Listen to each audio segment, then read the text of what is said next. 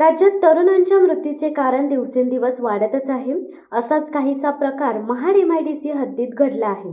दिनांक 20 डिसेंबर रोजी सायंकाळी मित्रांसोबत पार्टी करीत असताना एका परप्रांतीय कामगाराचा अचानक मृत्यू झाल्याची घटना घडली.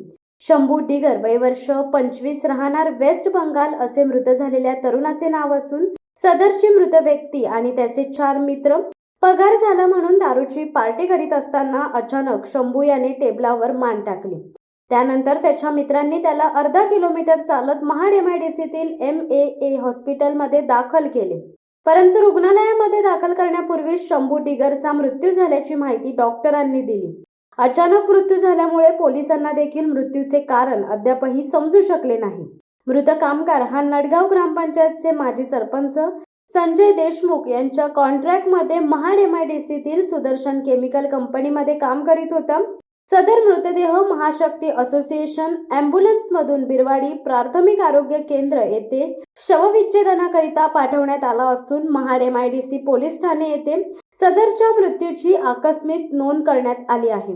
या संपूर्ण घटनेचा अधिक तपास सहाय्यक पोलीस निरीक्षक सुर्वे व पोलीस उपनिरीक्षक जगदीश गायकवाड यांच्या मार्गदर्शनाखाली पोलीस हवालदार सिद्धेश मोरे करीत आहेत.